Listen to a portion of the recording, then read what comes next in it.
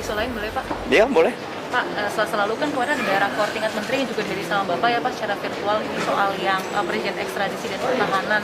Nah kemarin saya infonya dapatnya dari Pak Menkumham bilang bahwa yang perjanjian ekstradisi dan pertahanan akan dijadikan undang-undang, sedangkan yang satu lagi yang pengelolaan wilayah udara dijadikan perpres ya Pak ya. Nah itu pertimbangannya pada saat rakor itu seperti apa sih Pak? Kenapa yang dua jadi satunya perpres?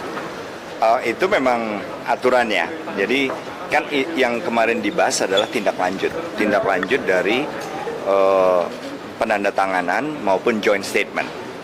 Nah, jadi tindak lanjut itu karena memang kategorinya berbeda-beda, sehingga memang untuk ekstradisi dengan DCA, Defense Cooperation Agreement itu memang tindak lanjutnya harus diratifikasi dalam bentuk undang-undang. Nah, oleh karena itu, itulah yang harus segera disiapkan oleh kementerian terkait. Sedangkan ratifikasi untuk VIR-nya cukup dengan perpres saja. Nah, itu juga harus ditindaklanjuti oleh kementerian terkait. Iya, kita dulu ratifikasi, kemudian diajukan ke ICAO. Dan ICAO ini juga, ICAO itu adalah International Civil Aviation Organization, internasional, yang kemudian harus menyetujui terlebih dahulu perubahan Flight Information Region ini. Gitu ya. Pak, isu lain mengenai JR Undang-Undang TNI mengenai usia pensiun di MK itu Bapak waktu itu sudah memberikan keterangan kan ya Pak ya, dan meminta MK bersikap adil, itu boleh dielaborasi Pak seperti apa maksudnya? Iya, jadi sidang saat itu saya adalah pihak terkait karena sidang gugatan oleh beberapa individu warga masyarakat terhadap undang-undang khususnya usia pensiun dari Bintara dan Tamtama di Undang-Undang Nomor 34 tentang TNI. Nah, itu yang digugat sehingga kami juga menyampaikan referensi Undang-Undang Nomor 2 tahun 2002 tentang Kepolisian Negara Republik Indonesia dan juga Undang-Undang Nomor 5 2014 tentang aparatur sipil negara, di mana kedua undang-undang itu memang agak sedikit berbeda. Jadi usia 58 tahun, kemudian kalau untuk Undang-Undang Polri, mereka yang memiliki kualifikasi khusus itu bisa sampai dengan 60 tahun, sedangkan untuk Undang-Undang ASN, itu untuk tenaga administrasi 58 tahun, sedangkan untuk pejabat pimpinan utama itu sampai dengan 60 tahun.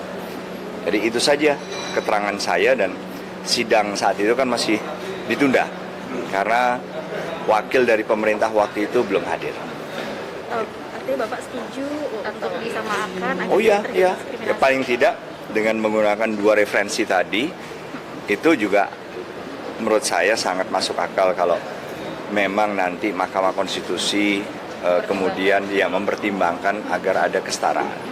Pak, salah satu yang disorot itu kan problem bottlenecking ya Pak ya di TNI sendiri, itu gimana menurut Bapak menjawabnya kalau diperpanjang usianya gitu? Ada cara kami, karena memang selain usia itu juga tadi ditambah sesuai dengan undang-undang yang lain, Polri dengan ASN, tapi kan juga harus ada parameter lain. Nah, apakah itu diatur di dalam peraturan turunan dari undang-undang? Bisa saja. Tetapi yang jelas harus sesuai dengan ruang jabatan yang tersedia. Sehingga tidak ada oversupply lagi, kelebihan personil daripada ruang jabatan.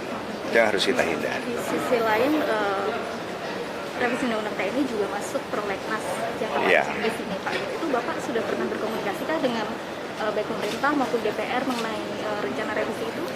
Itu masih panjang karena memang pembahasan nanti kan juga akan pasti melibatkan pihak-pihak terkait, dan saya yakin kita bisa mencapai kesepakatan karena memang pihak yang berkepentingan kan beberapa, tidak satu dua saja. Tapi sudah ada diskusi-diskusi dengan dengan Kemenhan? Sudah. Walaupun tadi lagi versinya pasti belum final. Jadi versi pada saat pembahasan nanti itu pasti akan selalu ada penyempurnaan. Sepanjang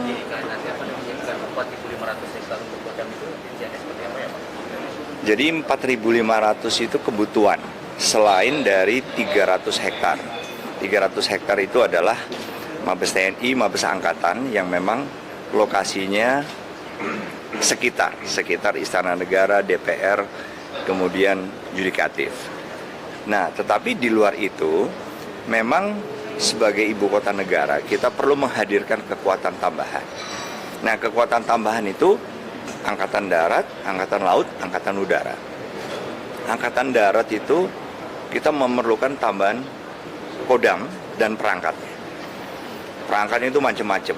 Kalau dari teritorialnya, satuan tempurnya, kemudian kalau satuan tempur brigade, ada infanteri, nanti ada resimen artileri pertahanan udara, resimen artileri pertahanan medan, dan alutsistanya. Ingat tuh Mas, alutsistanya. Kemudian Angkatan Laut pun begitu. Diperlukan misalnya bagian daripada armada, kemudian bagian dari lanal, satuan pemeliharaan dan perbaikan, dan seterusnya. Termasuk pengamanan dari fasilitas-fasilitas dan alutsista Angkatan Laut.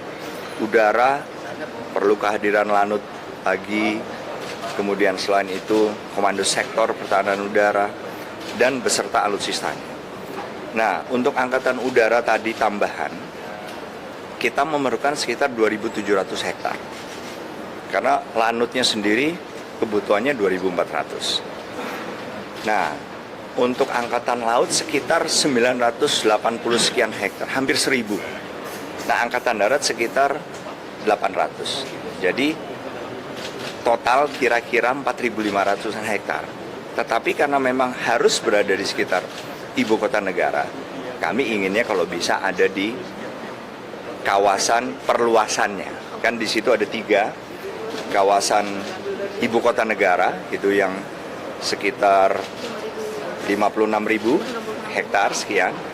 Kawasan perluasan itu yang sampai 256.000 hektar.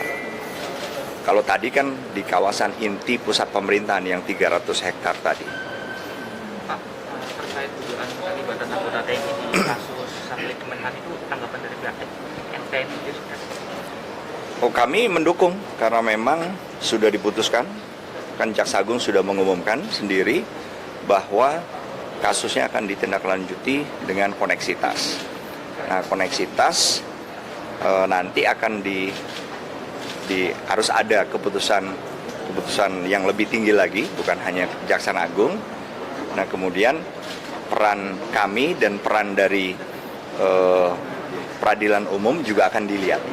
Misalnya lebih berat kerugian negara ada di TNI, maka kemungkinan besar akan diputuskan oleh Mahkamah Agung, peradilannya di pengadilan militer. Tapi apabila kepentingan yang dirugikan lebih banyak di konteks non-militer, maka peradilannya di peradilan umum. Tetapi pengadilan koneksitas, karena dilakukan bersama-sama antara warga masyarakat, non-militer, dan anggota militer pada saat terjadinya tindak pidana.